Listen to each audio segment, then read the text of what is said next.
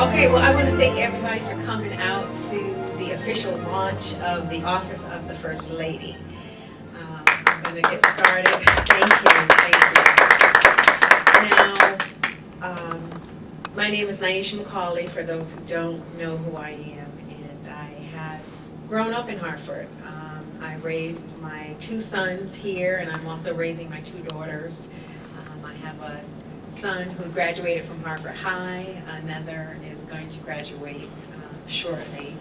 And I also graduated from Hartford High, so we definitely have our Hartford roots, and why I am so committed to seeing the City of Hartford do better. In addition to that commitment to wanting to see the City of Hartford do better, I have joined the Permanent Commission on the Status of Hartford Women in that same effort to just improve the lives, and specifically of women in the City of Hartford. I'm biased, I'm a woman, and so I just want to see us do better, because I believe that if we change one girl, we can change the city. And there's this neat website that when you get a chance to check it out, it's called thegirleffect.org. And it's focused on a young woman in third world countries. And they said, you know, if you, and this is real, if you take this woman and you teach her how to farm, you know, she'll raise chickens, and then she could sell those chickens, and she could buy a sewing machine, and then she could, you know, earn money, and then the men in the community will respect her, and then they will invite her to a seat at the table, and then she can advocate for the women in the village, and change the entire village just by giving her a chicken. You know, you're going to change the community. And I said, that's powerful, and I think you could do that same thing in Hartford. If we could tell one girl to respect herself, and that, you know, her mind is more beautiful and it should be respected.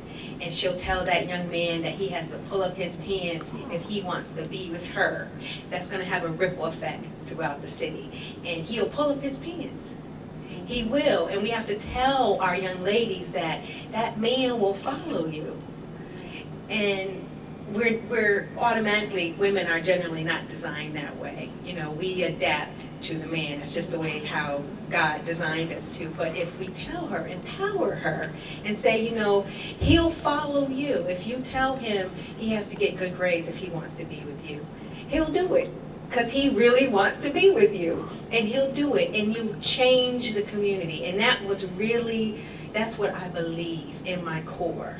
And that's what drives me to do this work that I want to do. And it's funny, when I met Stan, he was pastor of Light Source Ministries, and he was pastor in a small church, but he also was doing films and theater productions. And so I had got involved on that end and had joined him and started to do acting and everything like that. And it was always, when I would see Stan, I would see him as he had faith. Like he believed he could do anything. He could make these movies, and they will sell millions of copies. And it's like, you know, I'm looking at it, I'm like, we're in this abandoned building, you know. But it was always, his faith was so big that, right, and his vision was so big.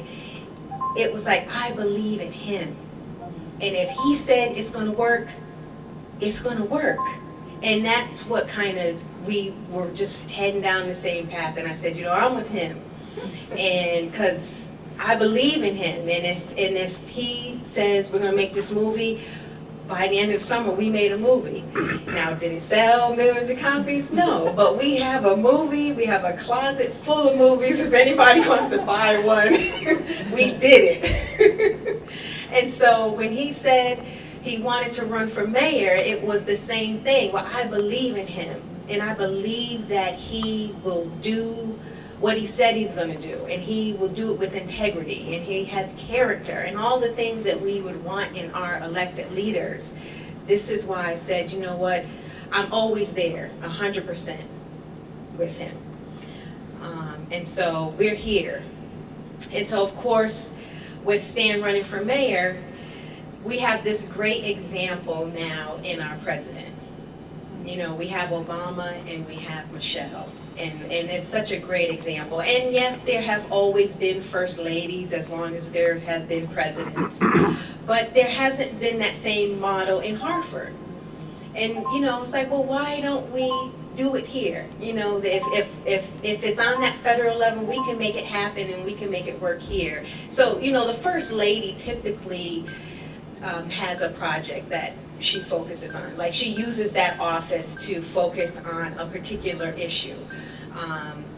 I believe Laura Bush, it was literacy, you know, and Michelle Obama is obesity and fitness. You know, she has this Let's Move campaign going on right now. And so in that same vein, what I want to do is focus on women's issues, because that's really my passion in all that stuff I said just a few minutes ago. That's why, you know, that's really my focus on women, because I really believe that. And of course, if we look at Hartford, we know that women are head of households for most of the homes in Hartford. You know, we really are the ones who are doing everything. You know, we're holding down the household to the best of our ability, you know, taking care of the kids, we have a job, and we're doing all of that. And so if we can change women, we can change this city.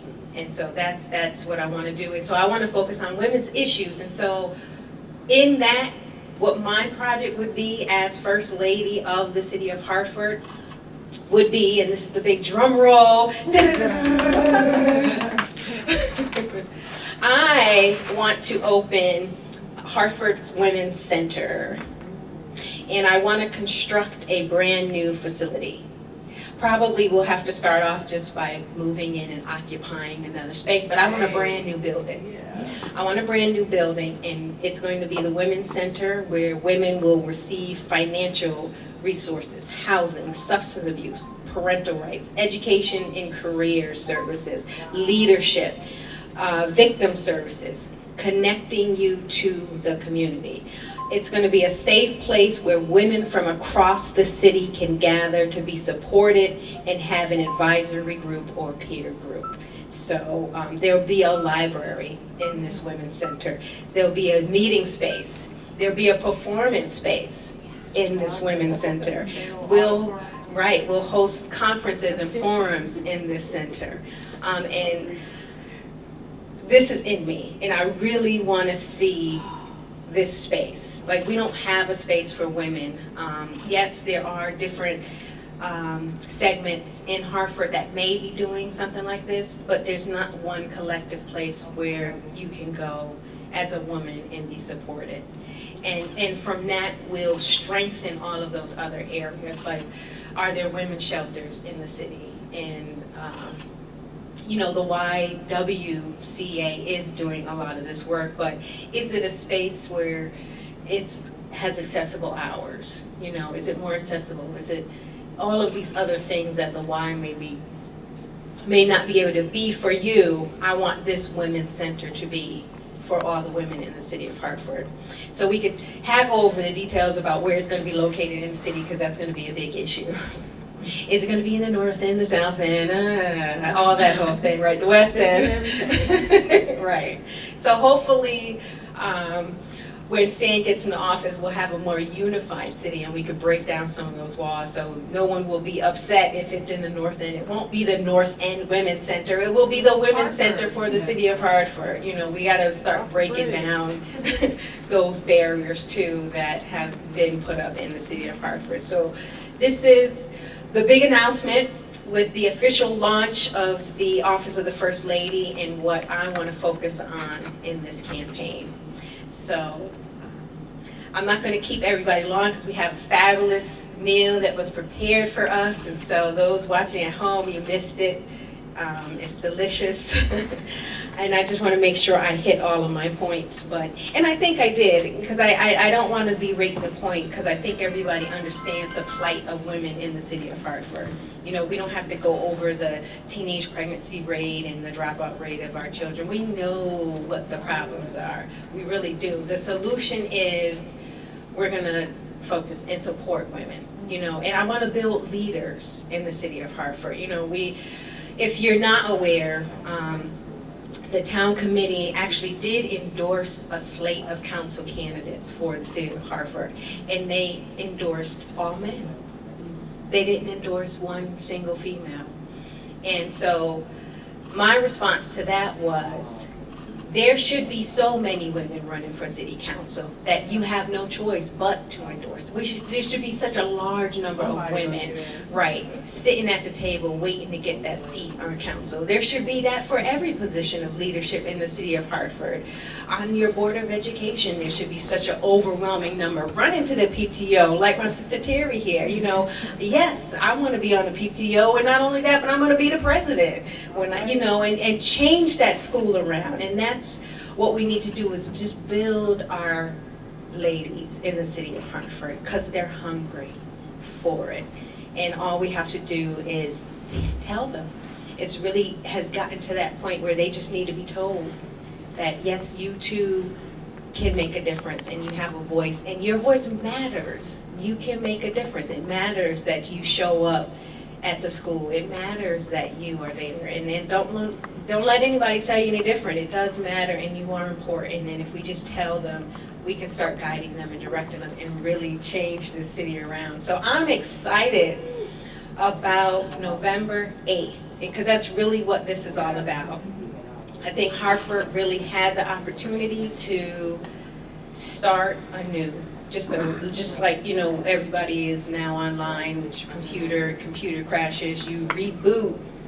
Hartford has a time to restart, reboot, refresh, reload, and just get it on a new track. You know, we're not here to change the system or shake things up. We just want to reboot and refresh and reload and just head it down this road, because we know it can be better. Because there are good people in the city of Hartford, and there are good things happening in the city. And if we support one another and lift one another up and don't divide, it can be a great place truly to live. We love to live here, but we can not struggle so hard. Right? So I'm excited. November 8th is the key date. It matters. Your vote matters. You have to go out and vote. And this is what you're getting. You would get a leader who really has a heart for the people. And I think anyone who knows Stan knows that he truly has a heart for the people. He would work tirelessly. Trust me, he's almost up 24 hours a day. I have to force him to sleep and eat, because those things are natural. It's not a crime. So he truly would be working tirelessly for you. And what you would have in me is a partner who is committed to see him do that work and support him in that work. And a female. Yes, you would have a female working to get this women's center up off the ground and running, and those things matter, and it's important just to the balance of nature. Okay, so I want to thank everybody for coming. That is my presentation. There's going to be a little time later for Q&A. So thank you for coming, and we're going to have some refreshments and continue with our empowering women's music that we were listening to. And I want to thank our gracious hostess for opening up her doors, Lisa Brody. Thank you so much. And thank everyone else for coming out.